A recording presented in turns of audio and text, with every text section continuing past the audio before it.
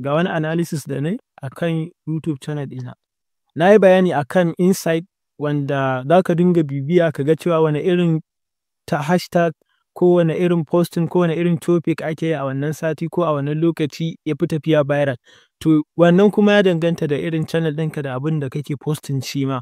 Musamman wannan channel ɗin nawa, na fuskanci cewa idan na tashi posting kwana biyu, content ina marasa suna su ne suka fi tafiya viral a YouTube. Saboda haka sai na yi kusan sati ɗaya ko sati biyu content ina ba na sa musu suna, sai dai in basu da iya date ɗin wajen.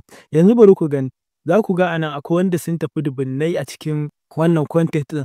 Ga shi nan ina scrolling za ku gan su. Kun gan su?